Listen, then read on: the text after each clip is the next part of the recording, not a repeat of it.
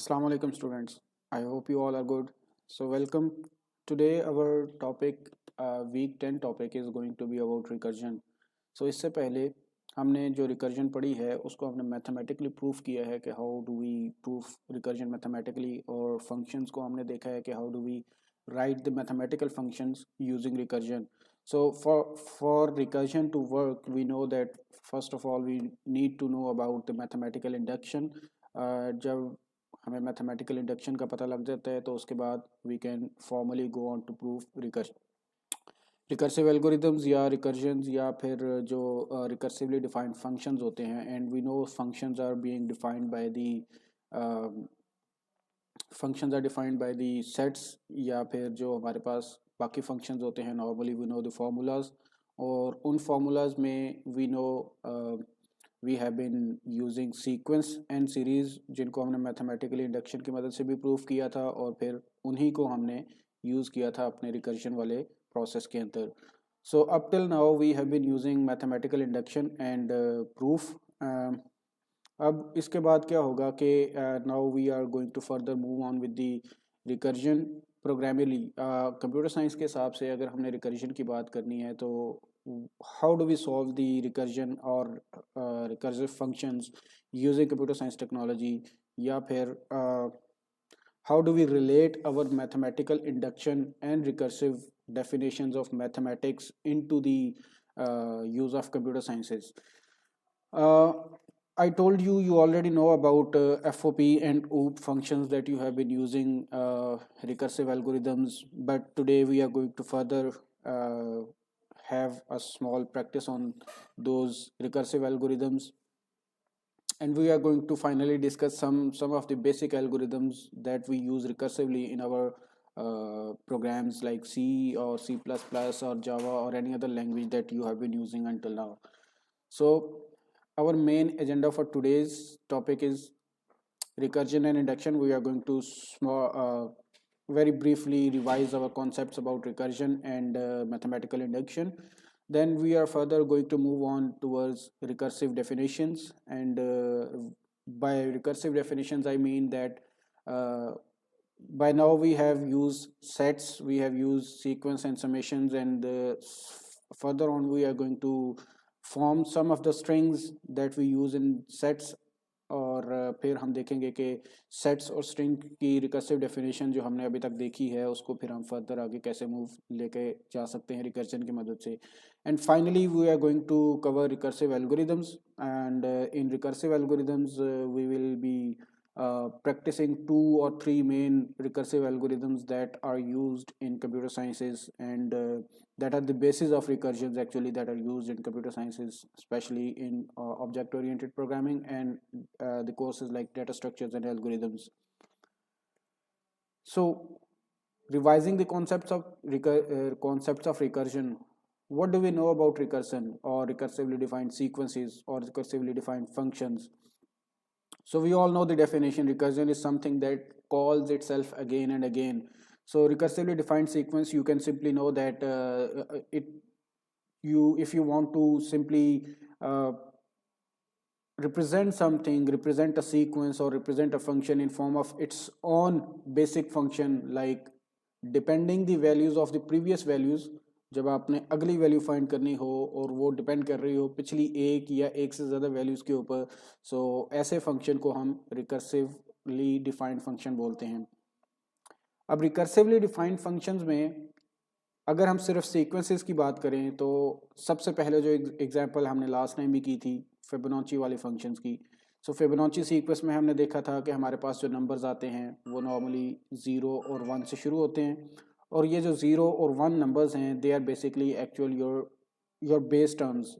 So we always start our recursion assuming something that we have in our pocket. So we have two values f of 0 and f of 1, और वो values 0 और 1 होती हैं, and then we go on to define all the terms on the basis of these two terms. So we find the third term f of 2 using f of 0 and f of 1. हम उन दोनों को add करते हैं तो हमारे पास f of 2 आ जाती है, and so on. So जो हमारे पास एफ ऑफ एन का फंक्शन बनता है नॉर्मली, उसके अंदर जो हमारा पूरा फिबोनाची का फंक्शन बनता है उसमें हमारे पास जो सीरीज आती है, जो सीक्वेंस आता है एक्चुअली, वो 0 1 1 then 2 then 3 then 5 then 8 13 and it keeps on going. So आप प्रीवियस टू नंबर्स को ऐड करते हैं और then you find the next number. Recursive definition में नॉर्मली आप फॉर्मूला को एक्सप्रेस करते हैं इन फॉर्म ऑफ एन, और वो पिछली एक या एक से ज़्यादा टर्म्स के ऊपर रिप्रेजेंट किया जा रहा होता है, उनकी बेस के ऊपर रिप्रेजेंट किया जा रहा है। In the context of Fibonacci numbers हम जो है वो ओनली बेस टर्म्स जो है वो दो लेते हैं, but this is not compulsion. आप नॉर्मली ये एक नंबर भी हो सकता है और एक से ज़्यादा नंबर्स पे भी डिपेंड किया जा सकता है। इसके बाद हमने इंडक्शन देखी थी, और इंडक्टिव के लिए हमने देखा था कि हमारे पास नॉर्मली दो स्टेप्स होते हैं and we use two steps for proofing mathematical induction, जो कि हमने उससे फिबोनाची नंबर से पहले, रिकर्जन से पहले हमने पढ़ ली थी। और मैथमेटिकल इंडक्शन को प्रूफ करने के लिए हमें पता है कि हमारे पास दो स्टेप्स होने चाहिए। नॉर्मली तीन स्टेप्स होते हैं, बट मेन जो है वो दो स्टेप्स होने चाहिए। उसमें से भी जो बेसिक स्टेप होता है वो बेसिक टर्म का होता है, जिसमें we we do as we take one value, the basic first value of जो भी हमारे पास सीक्वेंस होता है या जो भी हमारे पास वैल्यूज़ गिवन होती हैं, हम उन वैल्यूज़ की फर्स्ट वाली वैल्यू के ऊपर उसको चेक करते हैं। और वी नो दैट उसके ऊपर वैल्यूज़ अगर ट्रू आती हैं राइट लेफ्ट हैंड साइड पे भी और राइट हैंड साइड पे भी, so then on the basis of those values हम आगे अपना इंडक्टिव हाइपोथेसिस वाला प्रोसेस करते हैं। Same procedure is being used in recursion also. और हम जब रिकर्जन के अंदर आते हैं तो रिकर्जन के अंदर भी हम एक बेस स्टेप बनाते हैं, इनिशियलाइजेशन करते हैं। इनिशियलाइजेशन में हम बेस स्टेप की वैल्यूज़ अपनी तरफ से एज्यूम भी कर सकते हैं, या नॉर्मली दे आर गिवन और they are understood by the sequence और whatever the function we are going to find recursively. So normally as mentioned here, initialization और रिकर्शन जो है वो आपके पास दो बेसिक स्टेप्स होते हैं, base step and then you go on to the inductive hypothesis, and similarly inductive hypothesis को हम recursion वाले में recursion या recursive step बोलते हैं। What happens in recursive functions? अब recursive functions में होता क्या है कि आपके पास अगर एग्जाम्पल को ही लेकर चला जाए तो आपके पास जो फिबोनाची नंबर्स होते हैं, फिबोनाची सीक्वेंस होता है जैसे, सो उसमें आपके पास दो वैल्यूज़ होती हैं जिनको आप बेस वैल्यूज़ के तौर पर लेकर चलते हैं। आपके पास एफ ऑफ ज़ीरो होता है और आपके पास एफ ऑफ वन होता है, and then you keep on finding the next numbers using these two previous numbers. So you have a f of 0 and you have f of 1. So f of 0 is normally equals to 0, and f of 1 is normally equals to 1. So what is f of 2? We find it as f of 0 plus f of 1. So 1 और 0 को add करके हम f of 2 find करते हैं. And what is f of 3? We add f of 1 and f of 2. हम f of 1 और f of 2 को add करते हैं, then we find f of 3. And similarly अगर हमने f of 4 find करना है तो उसमें 2 f of 2 और f of 3 को add किया जाता है, and we keep on going like that. इस तरह के फंक्शंस को जो कि हमने लास्ट टाइम देखा था कि इस तरह के फंक्शन जिनको हम बेस कर सकते हैं प्रीवियस वैल्यूज़ के ऊपर या नेक्स्ट वैल्यू फाइंड कर सकते हैं प्रीवियस वाली वैल्यूज़ के ऊपर, तो उनको हम रिकर्सिवली डिफाइंड फंक्शंस बोलते हैं। फॉर एग्जांपल इसी तरह की एक और एग्जांपल है फैक्टोरियल फाइंड करना। सो फैक्टोरियल कैसे फाइंड किया जाता है? We all know what factorial is. We have been using one mathematical notation for factorial, that is of exclamation mark. हम एक्सक्लेमेशन मार्क मैथमेटिक्स में जब भी इस्तेमाल करते हैं, that means we are going to find a factorial of a number. For example you are said that find the factorial of 5, और फिर उसको रिप्रेजेंट किया कैसे किया जाता है? 5 और आगे एक्सक्लेमेशन का mark. So 5 exclamation mark means we are going to find factorial of 5। So वो डिफाइन कैसे किया जाता है मैथमेटिक्स में? सेम मैथमेटिक्स में, and similarly we are going to represent with the same exclamation mark in computer science also. But computer science में या जब आप इसको कोड के अंदर या एल्गोरिदम के अंदर रिप्रेजेंट करते हैं, normally we do not use that negation mark because that mark is that character is used for negation symbol, but mathematically we can represent it with the negation mark और exclamation mark. अब होता क्या है कि आपके पास अगर 5 का factorial आपने फाइंड करना है, then you have two processes. आप 5 को मल्टीप्लाई करते हैं 4 के साथ, and then multiply with the 3, then multiply with 2, then multiply the answer with 1, और आपके पास जो है वो फैक्टोरियल आ जाता है। सो 5 को मल्टीप्लाई किया जाता है 4 के साथ विच इज़ 20, फिर 20 को मल्टीप्लाई किया जाता है 3 के साथ which is 60, then 60 is multiply with 2 which comes equal to 120, and 120 is again multiplied with 1, or that answer comes equivalent to 1. So अगर आप इसके ऑपोजिट साइन पे चलें तो आपने 1 से अगर शुरू करना हो तो you start multiplying from 1, multiply by 2, multiply by 3, multiply by 4, and you keep on going till you find till you reach the number. For example, अगर आपने again 5 का फाइंड करना था तो आप उल्टा प्रोसेस इस तरह से कर लें कि 1 multiply by 2 multiply by 3 multiply by 4 and multiply by 5, that will give you the same answer as we found in the first scenario कि आप 5 4 3 2 1 कर लें या 1 2 3 4 5 कर लें, so that is going to give you same answer. So actual में factorial क्या होता है, प्रोडक्ट ऑफ, अगर हम एन की टर्म में उसको रिप्रेजेंट करें, product of first n positive numbers by convention the product of nothing is 1। अगर आपके पास, अब ये आपके पास एक बेसिक केस, जो आपने जब भी रिकर्जन को प्रूफ करना होता है तो आपके पास हमेशा एक बेस केस होता है। So you all know that the 1 का जो भी फैक्टोरियल होता है, the factorial of 1 is always 1, 1 multiply bye 1 is always 1। सो 0 का फैक्टोरियल भी हमेशा 1 होगा और 1 का फैक्टोरियल भी हमेशा 1 होगा। सो यू हैव 1 और 2 बेस केसेस। और अब हमने अगर इस n फैक्टोरियल को रिप्रेजेंट करना हो into the form of recursive function, तो वो कैसे किया जाता है, we all know. Basic case हमारे पास 0 का फैक्टोरियल इक्वल्स टू 1 है, तो रिकर्शन में क्या होगा, n multiply by n minus 1 and उसका फैक्टोरियल। सो आपके पास n है, उसको n माइनस 1 के साथ मल्टीप्लाई करें, फिर n माइनस 1 के फैक्टोरियल के साथ मल्टीप्लाई करते रहें, and so on until you reach 0 और 1। ठीक है जी। सो जैसे कि मैंने यहाँ पे आपको एग्जांपल दी है 5 फैक्टोरियल की। So what you are going to do in 5 factorial, आप सबसे पहले 5 मल्टीप्लाई बाय 4 फैक्टोरियल करेंगे। 4 फैक्टोरियल फाइंड करने के लिए आपको 3 फैक्टोरियल का पता होना चाहिए, and the next step is going to be 5 multiply by 4 multiply by 3 factorial.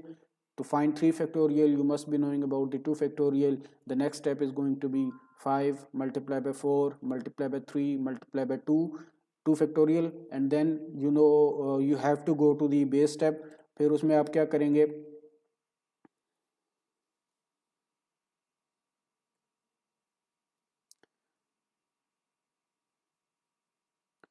आप उसको उसी तरीके से लेकर चलते रहेंगे until you reach 1, और आपके पास ये अब एक्चुअल में एक रिकर्जन बनती जा रही है कि आप 5 को पहले 4 के साथ मल्टीप्लाई किया, फिर 4 को 3 के साथ मल्टीप्लाई किया, 3 को 2 के साथ मल्टीप्लाई किया, और ये यहाँ पे स्क्रीन थोड़ी सी नीचे हो गई है, but you will get the slides, and slides में यू विल सी दैट कि it is multiplied till you reach the value of 1। So this was recursive factorial. जब आपने फैक्टोरियल की मदद से रिकर्जन को रिकर्जन की मदद से फैक्टोरियल फंक्शन को रिप्रेजेंट करना हो, तो that is how it is represented. So 2 examples हमने देख ली, एक फिबोनाची फंक्शंस वाली और एक फैक्टोरियल वाली। They both are mathematics problems और मैथमेटिक्स सीक्वेंस। फैक्टोरियल एक सीक्वेंस नहीं होता, but we have to find some factorials of the number, और उसके लिए भी हमारे पास एक एल्गोरिदम छोटा सा, या एक रिकर्सिव एल्गोरिदम, या एक रिकर्सिव फंक्शन हमारे पास बन गया है। Then third example, let's move on to a little further, little complex example, GCD।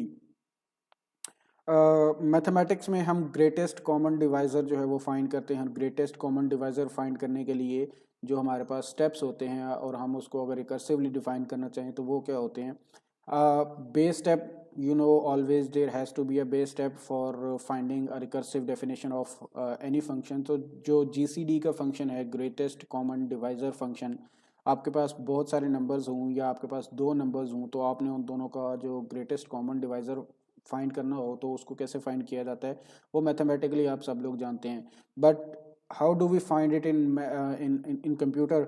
सो उसके लिए जो या recursion, so what happens in recursion, हम रिकर्जन के अंदर उसको इस तरीके से फाइंड करते हैं कि हम जीसीडी का एक फंक्शन बनाते हैं और जीसीडी के फंक्शन को हम फिर जीसीडी के फंक्शन की मदद से ही हेल्प करते हैं, यानी हम रिकर्सिवली उसकी हेल्प कर रहे होते हैं. तो इसमें जो बेस केस हमारे पास बनता है, we all know that we have to use a base case for finding recursion. So the base case for the GCD function is only x. अगर आपके पास दो वैल्यूज़ हैं x और y, आपके पास दो वैल्यूज़ हैं x और y, अगर एक वैल्यू उनमें से ज़ीरो हो तो ऑटोमेटिकली ग्रेटेस्ट कॉमन डिवाइजर दूसरे वाली वैल्यू होगी. दैट मीन्स कि अगर आपके पास x और y हैं तो x is the greatest common divisor if y equivalent to zero. अगर नहीं, अगर I mean this is not the case, तो उसके सूरत में फिर क्या बनता है कि जब तक हम y की वैल्यू ज़ीरो तक नहीं ले आते हम उसको दोबारा से जीसीडी फाइंड करते रहते हैं. और वो किस तरह से फाइंड करते हैं? We divide and find the remainder of x mod y. सो x mod, you know, mod is an arithmetic operator जिसमें आप नॉर्मली जो रिमाइंडर है वो फाइंड करते हैं. सो अगर हम इसको मैथमेटिकली परफॉर्म करें, so let me just open one note so that हम इसको देख लें.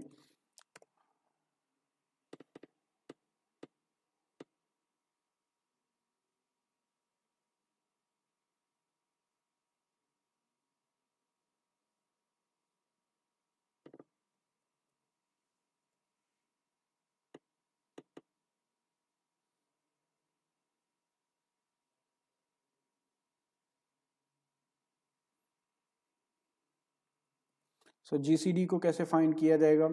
सो अभी हमने उसका फॉर्मूला देखा है which is x if y equals to zero. वरना हम क्या करते हैं, जीसीडी को बार बार कॉल करते रहते हैं और हम क्या करते हैं, जो y की लोकेशन है उसको चेंज करते रहते हैं x mod y के साथ. सो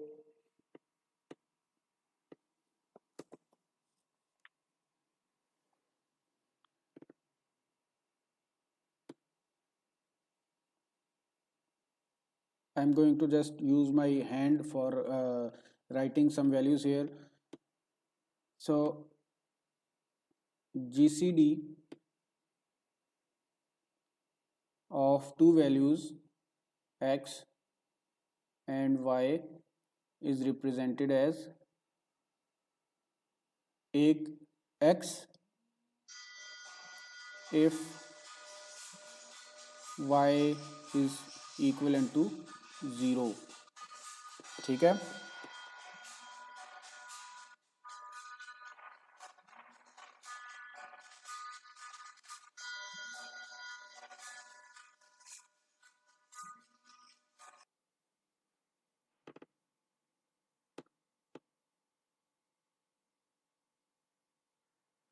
और दूसरा if second is the case, तो उसमें हम क्या करते हैं, दोबारा से जीसीडी के फंक्शन को कॉल करते हैं जीसीडी, और उसमें क्या किया जाता है, अब x remains at its location और y की जगह पे क्या आ जाता है, x mod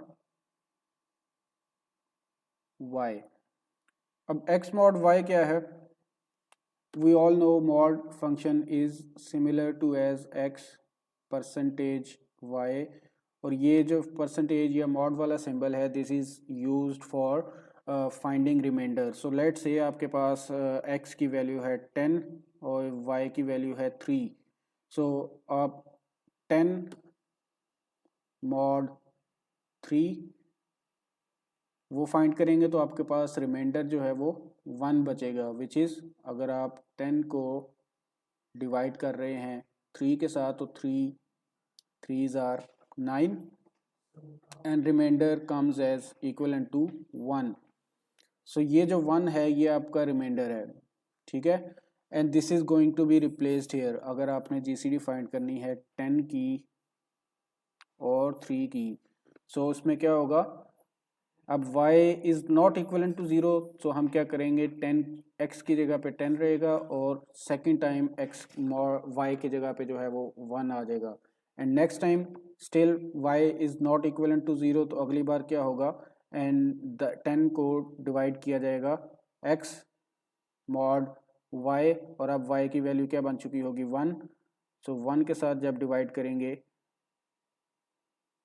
सो रिमाइंडर हमारे पास बच जाएगा 0।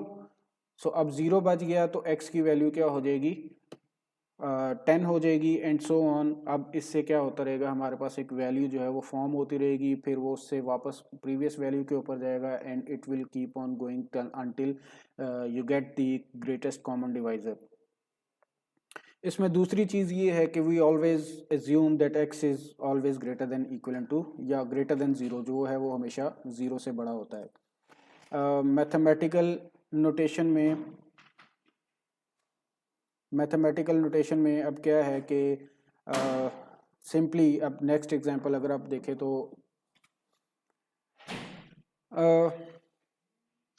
अगर आपने दो नंबर्स को ऐड करना हो,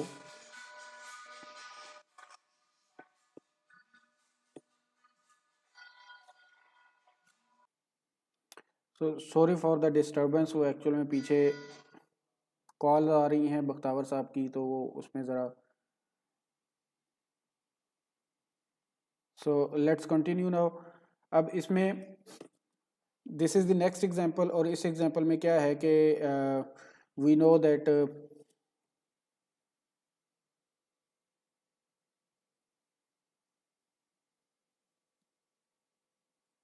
late me just set this one.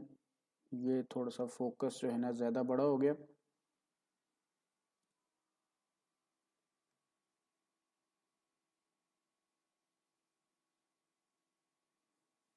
सो ये वो फैक्टोरियल वाली एग्जांपल थी, मैंने आपको बताया था, आप इसको उसके अंदर देख लेंगे फुली।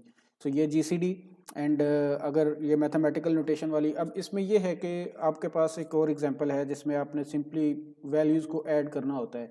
सो अब इसमें आपके पास आपके दो वैल्यूज़ हैं m और n, और आपने उनको लगातार ऐड करना हो, तो ये भी उसकी एक एग्जांपल है।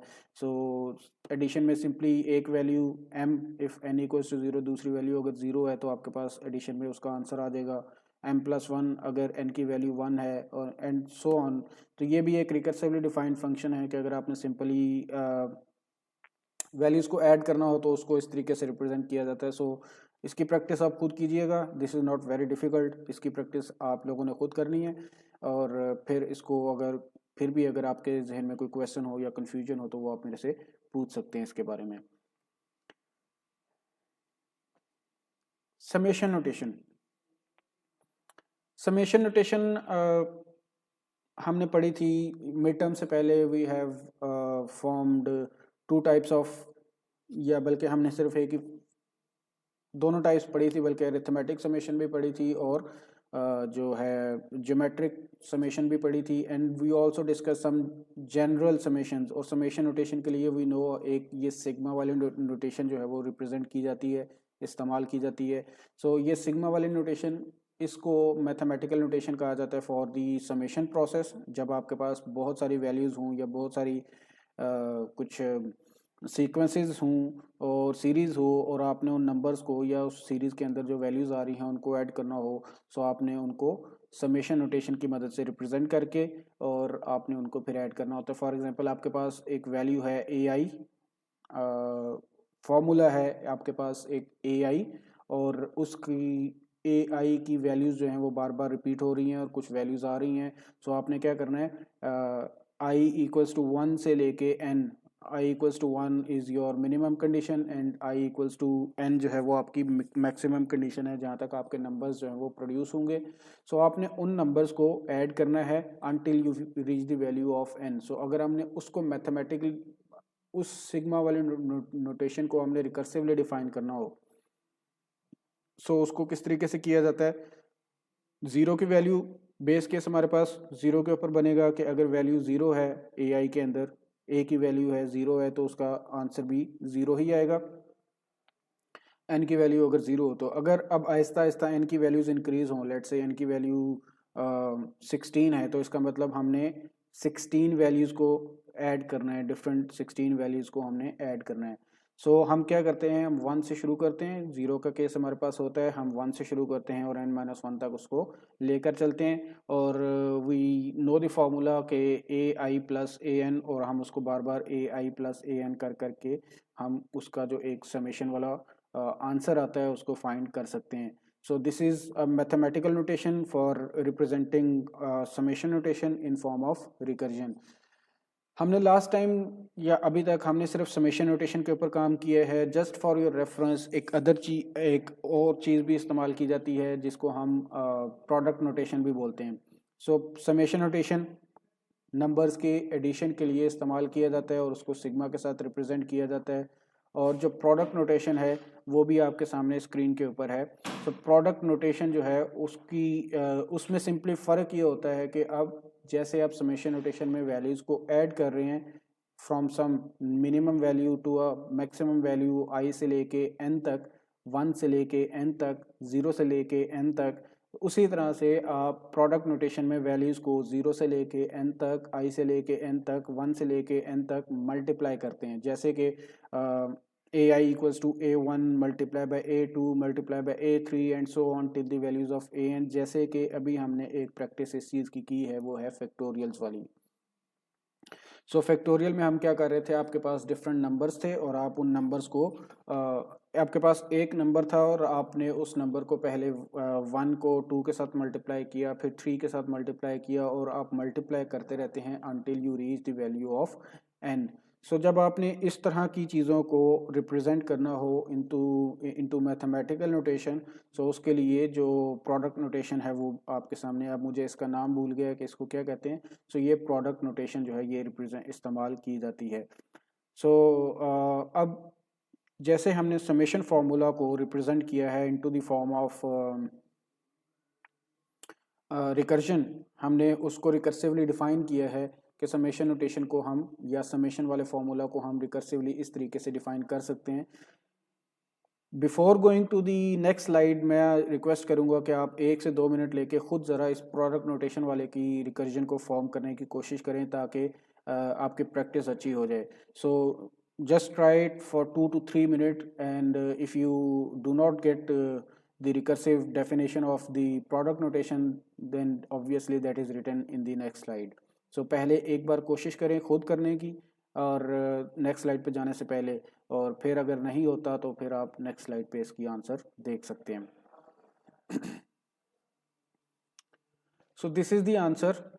अब इसमें क्या है कि आप सिंपली एक आई की वैल्यू को रिप्रेजेंट कर रहे हैं और जैसे फैक्टोरियल फंक्शन था और फैक्टोरियल फंक्शन की एग्जांपल आपके सामने है, और उसी तरह से जो फैक्टोरियल फंक्शन का अगर आपके पास जो रिकर्सिवली डिफाइंड फंक्शन हमने फैक्टोरियल वाला फाइंड किया है, अगर आप उसी को लिख दें मैथमेटिकल प्रोडक्ट नोटेशन वाली रिकर्सिव डेफिनेशन के अंदर, that will be always correct. तो जो पीछे वाला क्वेश्चन था उसका आंसर क्या होगा, सेम जो हमारा फैक्टोरियल फंक्शन वाला था वही आपका आंसर होगा.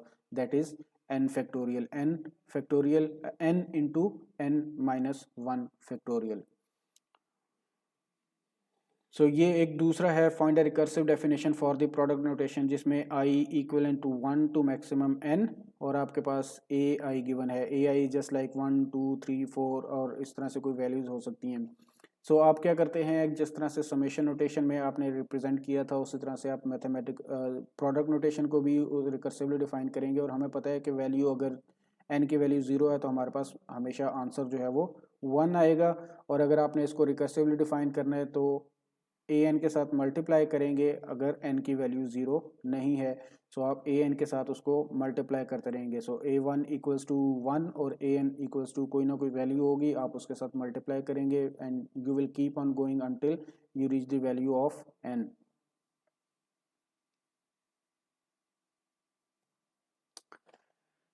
Secondly moving on to the sets, या अगर हम सेट्स को देखें तो सेट्स के अंदर जो वैल्यूज़ रिप्रेजेंट की जाती हैं तो वो भी नॉर्मली फाइनाइट भी होती हैं और इनफाइनाइट भी होती हैं. सो स्ट्रिंग्स को नॉर्मली मैं यहाँ पे सिर्फ एक तरह के स्ट्रिंग्स को डिस्कस कर दूंगा. वो बाइनरी बिट्स भी हो सकते हैं और वो कुछ और नंबर्स भी हो सकते हैं, बट हम कोशिश करेंगे उसको बाइनरी बिट्स तक कंटेन रखें। सो सेट्स जो हैं वो रिकर्सिवली डिफाइन किए जा सकते हैं, सेट ऑफ स्ट्रिंग्स को रिकर्सिवली डिफाइन किया जा सकता है। अब स्ट्रिंग्स का मतलब मैं यहाँ पे सिर्फ बाइनरी डिजिट्स ले रहा हूँ। आपके पास नॉन नेगेटिव बाइनरी नंबर्स हैं। नॉन नेगेटिव का मतलब वंस कॉम्प्लीमेंट या टूस कॉम्प्लीमेंट हमने नहीं लिया हुआ, हम सिर्फ पॉजिटिव नंबर्स की तरफ जा रहे हैं, जीरो से शुरू करके 0 1 2 3 4 5 एंड सो ऑन। सो आपके पास जितने भी नेचुरल नंबर्स होते हैं उनको जब आप बाइनरी नंबर्स में रिप्रेजेंट करते हैं तो वो आपके पास जो सेट होता है उसको हम सेट ऑफ स्ट्रिंग्स बोल सकते हैं। सो नॉन नेगेटिव नंबर्स में आपके पास सामने देखें, अगर आप स्लाइड में मैंने लिखा हुआ है कि आपके पास एक सेट है बी और जिसमें आपके पास नंबर्स हैं 0 1 1 0 1 1 1 0 0। अब ये बाइनरी नंबर्स हैं representing 0 as 0, 1 as 1, 1 0 is represented by 2 3 4 5। तो ये जो नेचुरल होल नंबर्स हैं उनको रिप्रेजेंट किया गया है into the form of set of strings, जिसका नाम मैंने रखा है यहाँ पे बी। सो बेस केस यहाँ पे क्या होगा, हमारे पास हमें पता है कि 0 और 1 जो है वो तो फिक्स होते हैं और हमें पता है 0 और 1 दोनों इसी सेट का हिस्सा हैं। तो बेस केस हमारे पास है 0 और 1 दोनों बिलोंग करते हैं सेट बी के अंदर। इसकी रिकर्सिव डेफिनेशन या रिकर्सिव, या अगर हम मैथमेटिकली इसकी बात करें तो इंडक्टिव हाइपोथेसिस में हम इसका क्या फाइंड करेंगे, if u belongs to b and u begins with 1, ठीक है, if u belongs to b and u begins with 1 then u को आप मल्टीप्लाई करें 0 के साथ, कंकैटिनेट करें 0 के साथ या 1 के साथ, तो वो भी ऑटोमेटिकली b के अंदर ही एग्जिस्ट करेगा। यानी आपके पास एक वैल्यू है 1, अगर आप उसके बाद 1 0 लगाएं तब भी वो उसके अंदर एग्जिस्ट करती होगी, आप उसके बाद 1 1 लगाएं तब भी वो उसके अंदर एग्जिस्ट करती होगी। तो जैसे हमारा नेक्स्ट वाला नंबर आता है 1 0, वो भी उसी के अंदर है, और 1 1 वो भी उसी के अंदर एग्जिस्ट करता है। फिर अगर आप नेक्स्ट मूव कर दें तो 1 के बाद 0 0, फिर 1 के बाद 0 1, फिर 1 के बाद 1 0 एंड सो ऑन। तो ये हमारे पास एक रिकर्सिव डेफिनेशन बन जाएगी कि अगर आपका नंबर 0 और 1 है जो कि एग्जिस्ट करता है उस सेट ऑफ स्ट्रिंग्स में, तो इसका मतलब ये है कि अगर आपकी वैल्यू, बाकी सारे नंबर्स जो हैं वो 1 से शुरू होंगे, तो वो उसकी वैल्यूज़ को रिप्रेजेंट करेंगे into the form of 1 and 0।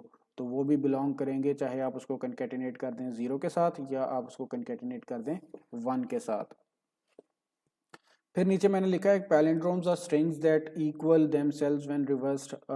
You all should know about palindromes के पैलिंड्रोम्स क्या होते हैं। पैलिंड्रोम एक उस स्ट्रिंग को बोला जाता है जिसको आप लेफ्ट हैंड साइड से पढ़ना शुरू करें या आप उसको राइट हैंड साइड से पढ़ना शुरू करें तो वो एक ही चीज़ बनती है। जैसे कि मैंने यहाँ पे एग्जांपल दी है रेस कार। अब आप इसको लेफ्ट हैंड साइड से पढ़ना शुरू करें तो आपके पास जो स्पेलिंग्स बनेंगे वो बन रहे हैं RACECAR।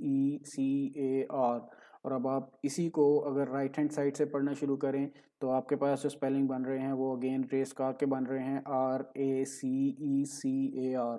सो आपने इसको लेफ्ट हैंड साइड से पढ़ा और आपने इसको राइट हैंड साइड से पढ़ा, दोनों तरफ पढ़ने से इसका जो प्रोनाउंसिएशन है या जो स्पेलिंग्स हैं वो सेम आ रहे हैं, रेस कार। इसी तरह से अगर जैसे मैंने दूसरी एग्जांपल लिखी है मैडम आई एम एडम, ठीक है, तो अब आप इसको लेफ्ट हैंड साइड से पढ़ें MADAM IMADAM।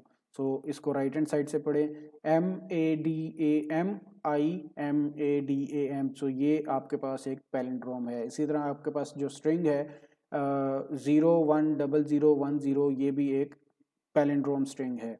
तो ये जो वैल्यूज़ हैं ये आपकी पैलिंड्रोम्स कहलाती हैं। सब आपने पैलिंड्रोम का एक सेट बन गया है। अब आपने इसकी एक रिकर्सिव डेफिनेशन बनानी है कि हम पैलिंड्रोम को किस तरीके से रिप्रेजेंट कर सकते हैं रिकर्सिवली। सो कोशिश करें खुद करने की।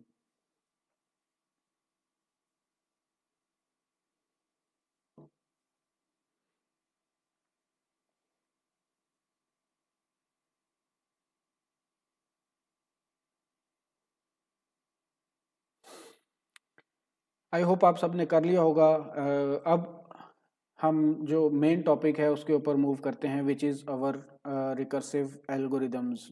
सो रिकर्सिव एल्गोरिदम्स, जब एल्गोरिदम्स की बात की जाती है तो you all know it should ring a bell in your ears के जब भी रिकर्सिव या सिंपल एल्गोरिदम्स की बात की जाएगी तो वो एल्गोरिदम्स का मतलब ये होगा कि हमने कुछ प्रोग्राम्स जो हैं वो बनाने हैं।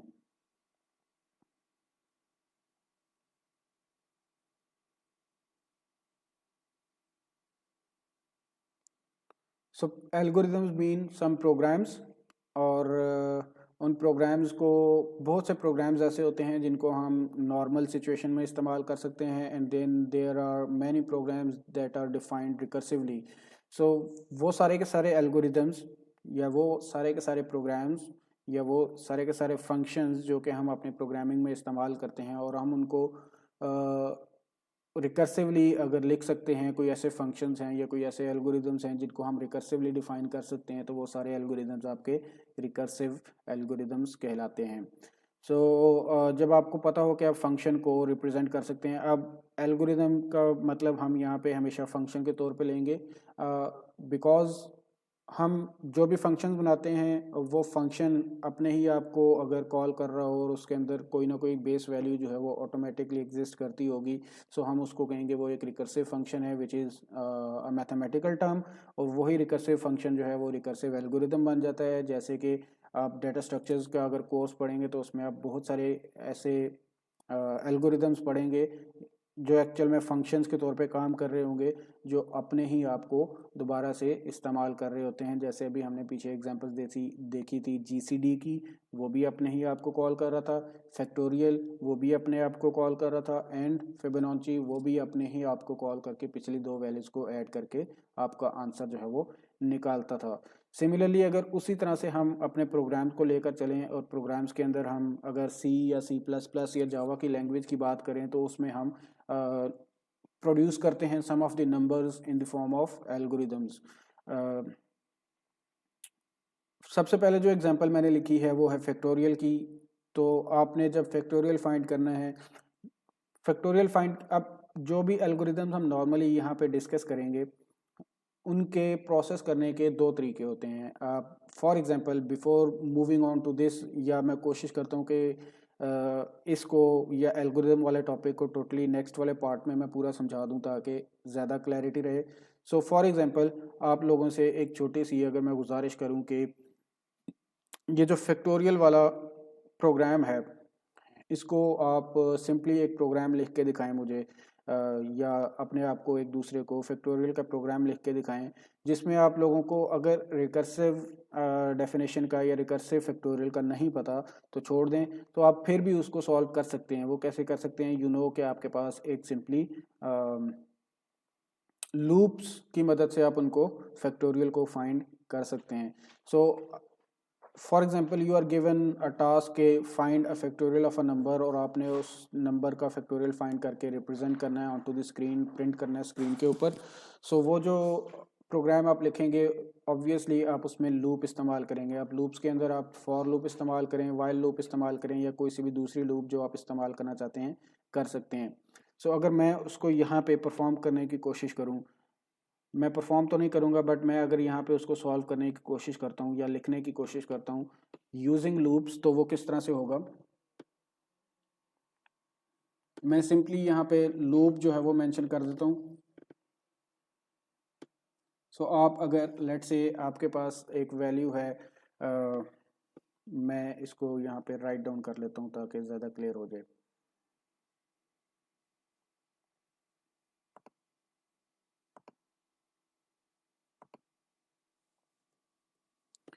सो let say we have to find factorial of a number, और मैं इसका, आप लोगों ने सी लैंग्वेज शायद पढ़ी हो या सी प्लस, मैं इसका सी के अंदर कोड लिख देता हूँ। सिमिलर वही उसी तरह का कोड सी प्लस प्लस में होगा। सो इंट मेन, या void मेन के साथ शुरू कर देते हैं, void मेन। मेन के अंदर तो मैं सिंपली कुछ भी नहीं करूँगा, I will just take two values from the user, या वन वैल्यू जिसका मैंने फैक्टोरियल एक्चुअल में फाइंड करवाना है। सो इंट फैक्ट या इंट नंबर, मैंने नम जो है वो एक वेरिएबल रख लिया। You all know how do we take variables, मैंने एक वेरिएबल बना लिया इंटीजर डाटा टाइप का और फिर मैंने यूज़र से नंबर पूछ लिया। सो प्रिंट एफ का फंक्शन इस्तेमाल होता है प्रिंटिंग के लिए सी लैंग्वेज के अंदर। So print F enter a number of which you want to find factorial। सो ये इसलिए कर रहे हैं ताकि आपको लूप्स के और रिकर्सिव एल्गोरिथम्स के दरमियान थोड़ा सा डिफरेंस जो है वो पता लग सके। सो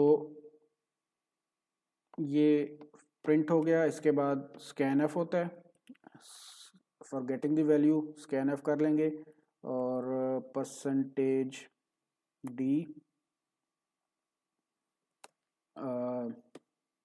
उसको मैं सेव करवा दूंगा इनटू नम। सो यूज़र ने जो वैल्यू एंटर करवाई है वो मैंने सेव करवा दी है नम के अंदर। अब मैंने इस नम वाले को इस्तेमाल करना है अपना फैक्टोरियल फाइंड करने के लिए, इस नंबर का फैक्टोरियल फाइंड करने के लिए। सो मैं सिंपली अब फंक्शन नहीं बना रहा, अगर आप फंक्शन भी बना लें, लेट से मैं फंक्शन ही बना लेता हूँ। सो इंट फैक्ट इक्वल्स टू, मैंने फंक्शन का नाम रख दिया लेट से फैक्टोरियल, फैक्टोरियल ऑफ नम। सो नम मैंने एज पैरामीटर पास कर दिया, मेरा मेन फंक्शन ख़त्म हो गया। और फिर मैं इस फैक्टोरियल वाले फंक्शन को अगर जो भी वैल्यू मेरे पास आएगी मैं उसको स्क्रीन के ऊपर प्रिंट कर दूंगा। तो वो factorial equals to percentage D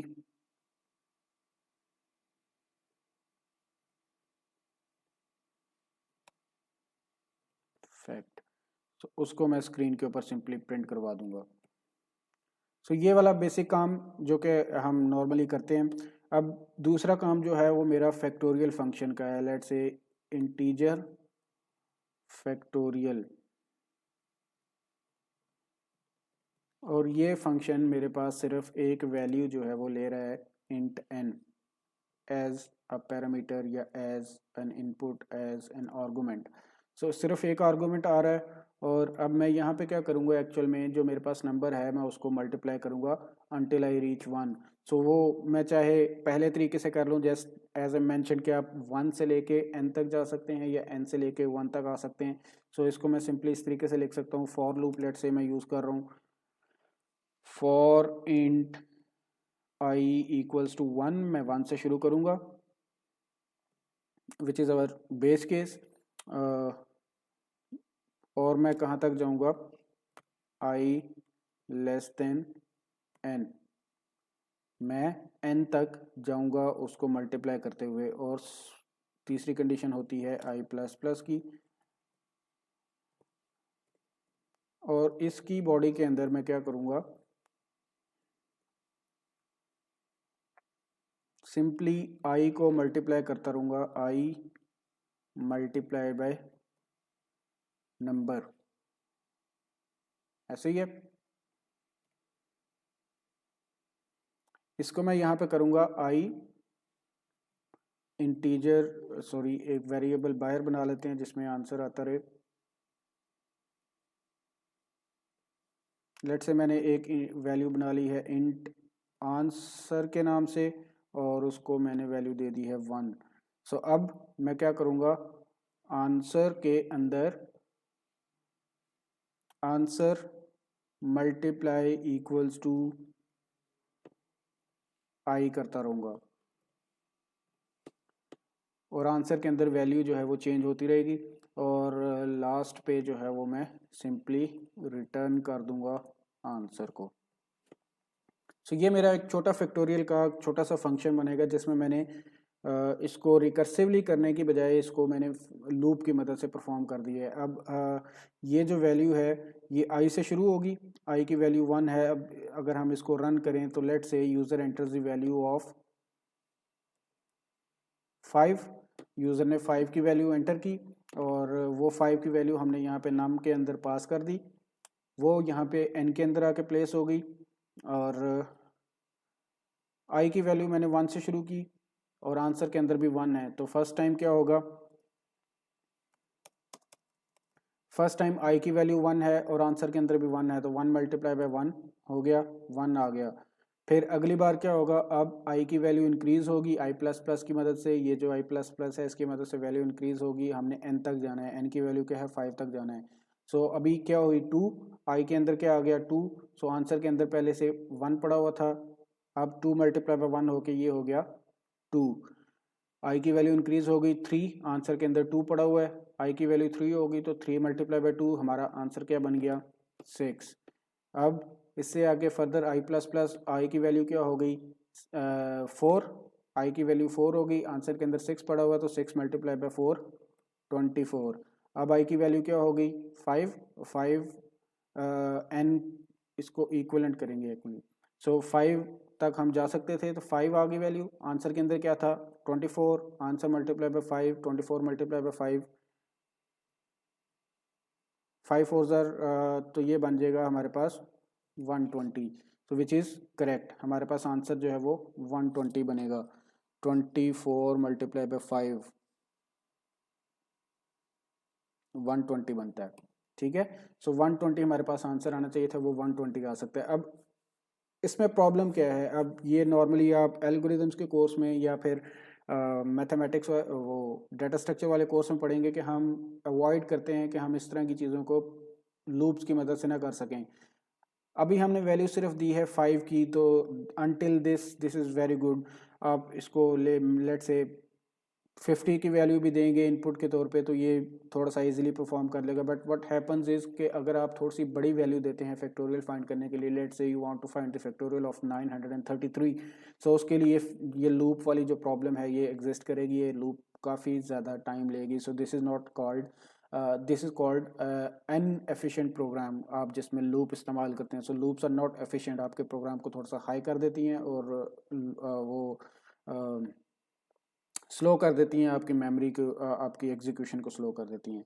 so उससे बचने के लिए फिर क्या किया जाता है, वो यूज़ रिकर्सिव एल्गोरिदम्स या रिकर्सिव फंक्शन, यानी हम इस फैक्टोरियल फंक्शन का एक रिकर्सिव फंक्शन बना लेते हैं और उसकी मदद से हम उसको सॉल्व करते हैं तो वो ज़्यादा है।